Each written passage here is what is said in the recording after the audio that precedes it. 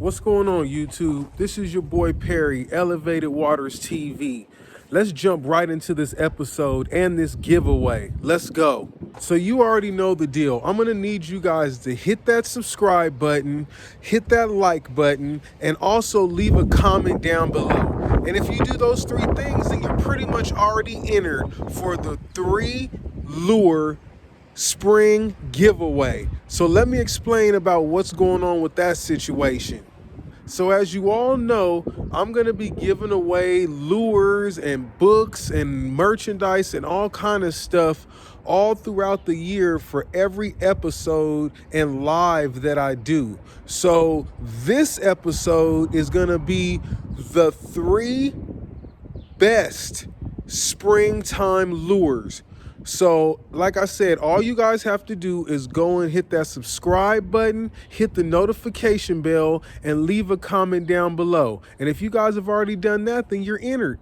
And speaking of giveaways, I want to thank all my giveaway winners. I sent out all the lures and they all received them. And I've also been getting feedback from a lot of them. So like I said, man, I appreciate my fans.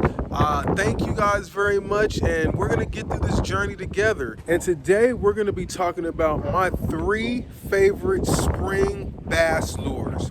Now these lures that I'm going to be talking about are going to be the lures that you want to concentrate on using when targeting those big spring bass. Let's jump right into it.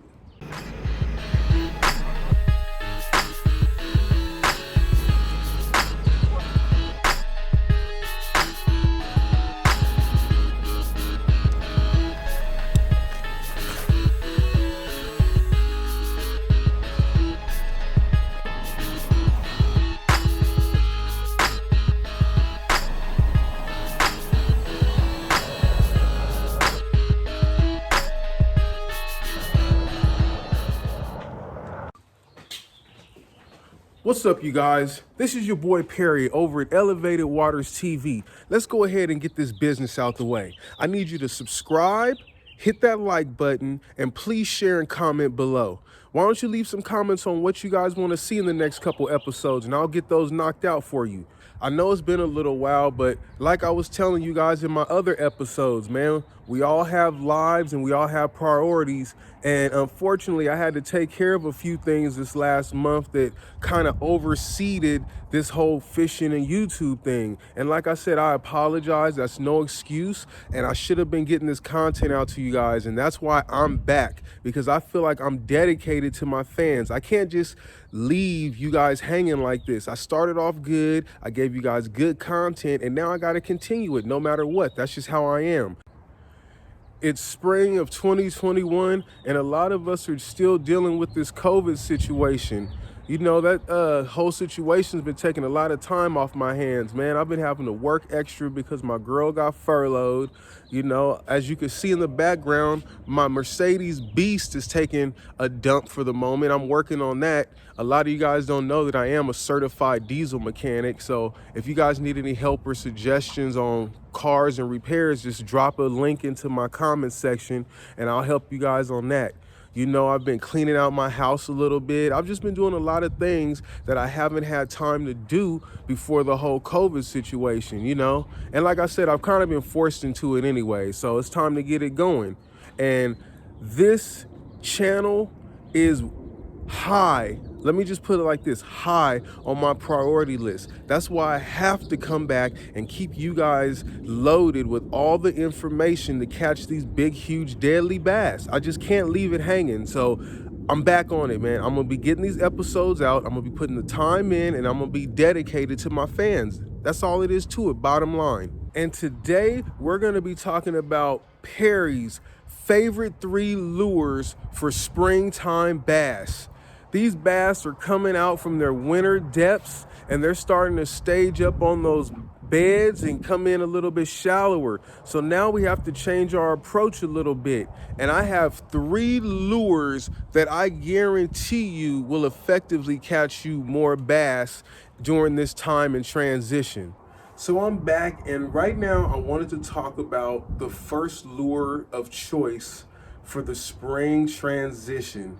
And my favorite lure for the spring are lipless crankbaits. Lipless crankbaits are very versatile. They can float, they can dive, you can do the slow retrieve, or you can rip them really fast. It's something about the tight wobble of these lures that just attracts the bass during the springtime. I keep multiple sizes and colors of these in my tackle box from the late December time all the way up until mid-March. My favorite color lipless crankbait is the silver chrome blue back with the red on the side. And this has been one of the top sellers of the Rattle Trap company for years. Now, as you can see, I've modified mine a little bit. I put a different O-ring on top to give it a better moving wobble during the water, and I put red hooks. A lot of people believe in the red hooks. They think that fish look at that as blood in the water, which could be true. I know that I modify a lot of my lures with red hooks, and it does increase the strike ratio. Now, my favorite retrieve for the lipless crankbaits is slow and steady. A nice, steady, slow retrieve will keep the baits in the strike zone and give it that nice, tight wobble that it naturally exerts when it's pulled through the water. These have been known to get way down into the grass, which is perfectly fine because it imitates the fish feeding into the grass and then going up. When you get caught in the grass, there's two things I want you guys to do. I want you guys to give a small sweeping release, which is the one that I want you guys to work with to free the lure out of the grass. The second one is a more erratic release. It is the snap up, the snap out, the snap out. And I use that more during the summertime, spring to summer, when the fish are very active and moving, and I can actually get a reaction strike from the snap. Now, during the springtime, these bass are still coming from the slow, sluggish, cold weather to the warm-up weather. So they're still getting their metabolism and their movements going. So I kind of like the slow, subtle, sweeping release of the lure. And that's what I like to do when it gets caught. Just either the slow, steady, or if you feel confident, give it that good, strong rip. And two more tips that I have for these lipless crankbaits are: use the different rattle sounds for the different situations. In the early spring and in clear water, I like to use a more silent or a lower rattle type situation where you can barely hear it, but it's still there, but it's really subtle. And then in more stained water and farther and later into the spring, I like using the louder stuff. Like these will attract them, especially in stained water, from distances away, very far distances.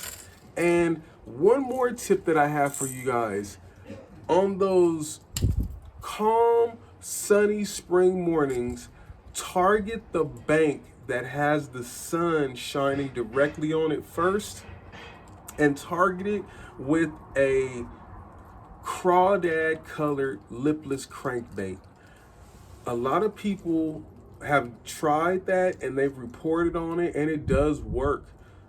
It's something about the sun hitting the bank and the wood line and the tree line and the grass line, which attracts the crawdads to it. It's kind of like their sunning or bathing area.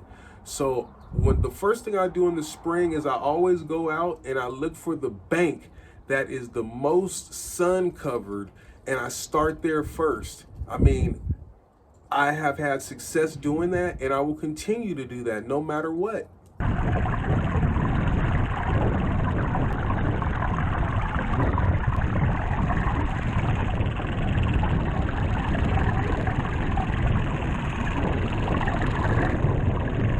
So the next lure that I really want to talk about now are suspending jerkbaits. Now, if you guys can remember my fall to winter transition video, I talked about jerkbaits a lot. And these particular ones that I'm talking about today are in particular suspending. Now, the thing about suspending jerkbaits is once you cast them out, you retrieve them a little bit just to get them down to depth, and you let them sit there. And then you jerk, and you give them a 2-second pause. You should never use your reel to reel in a jerkbait. It should always be the rod and the line doing the work for retrieving the jerkbaits. And like I was saying, typically I use a 2-second retrieve, jerk, and then a pause. And then another 2-second jerk and a pause.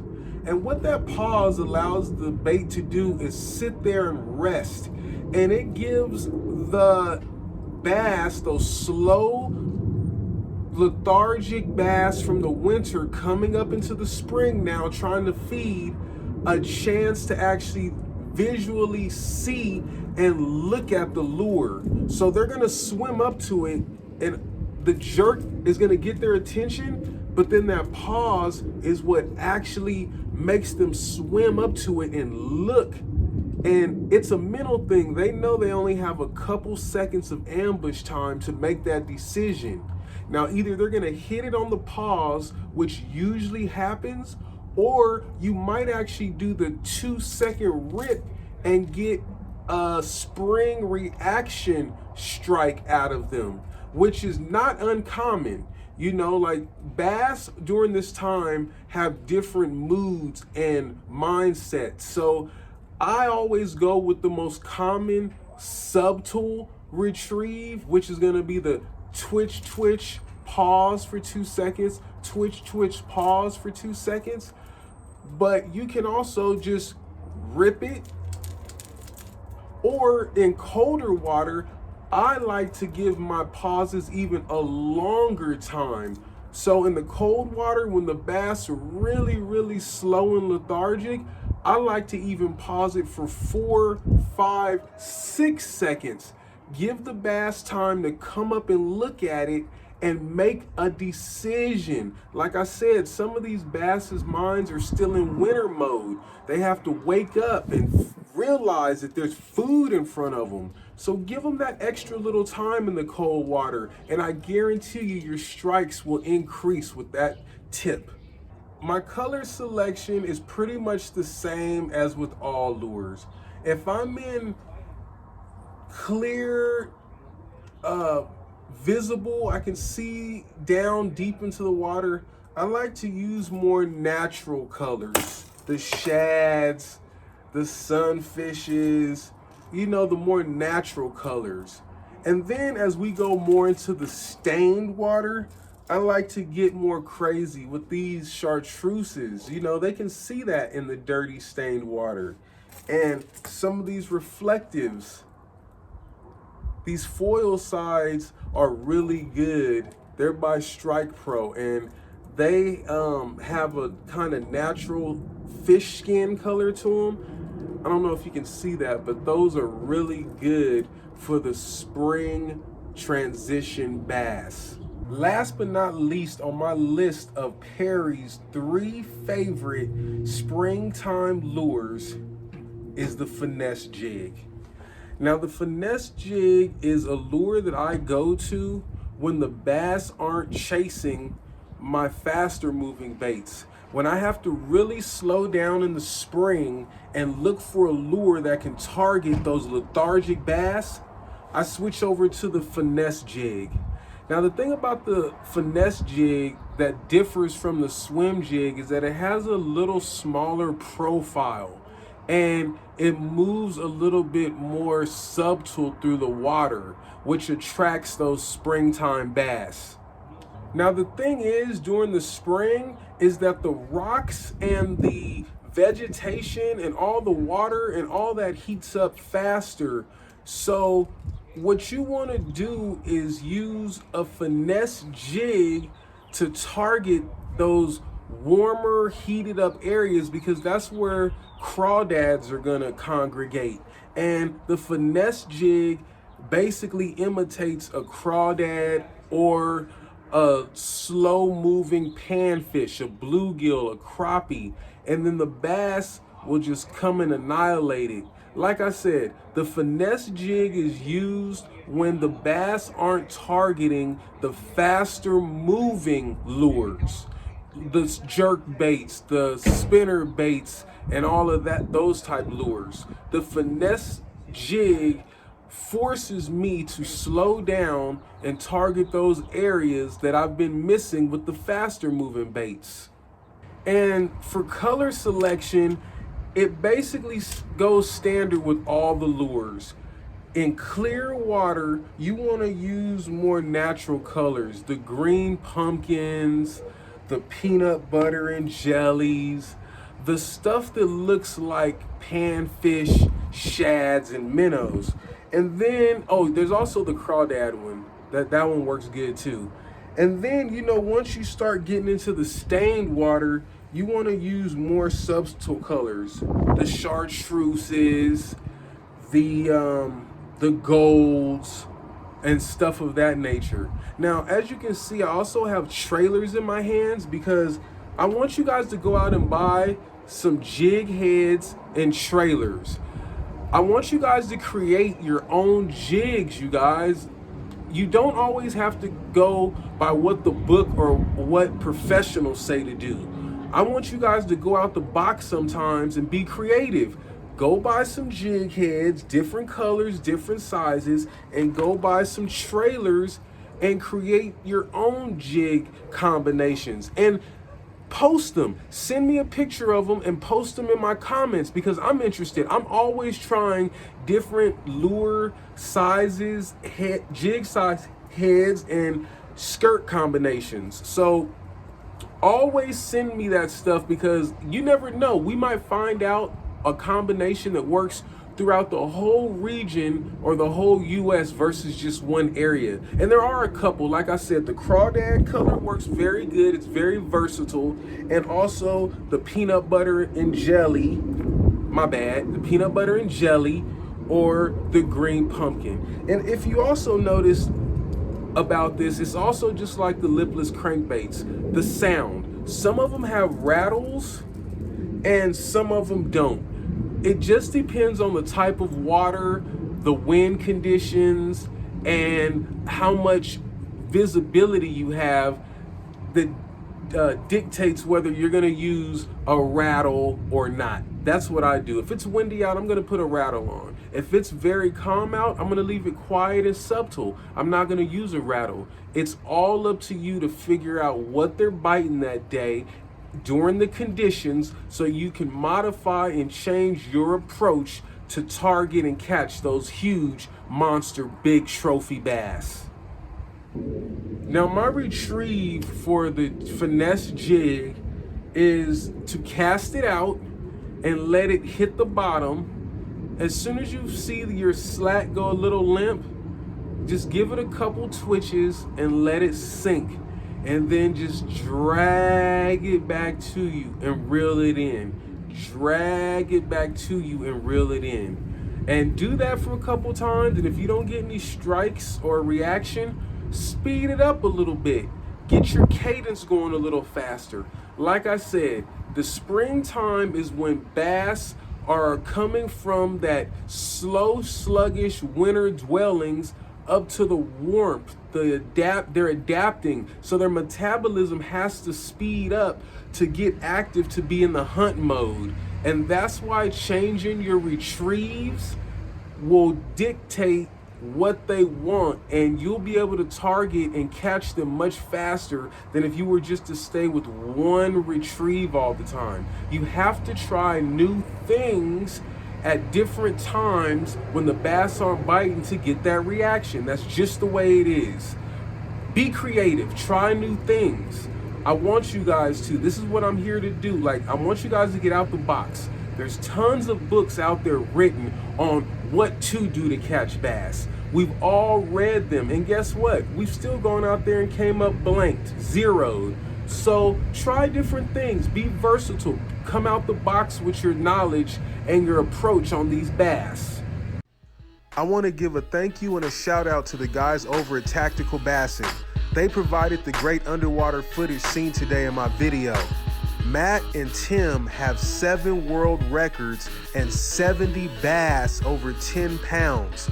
So these guys definitely know their stuff. I'm gonna leave a link to their YouTube and web pages below, so look them up and subscribe to their page.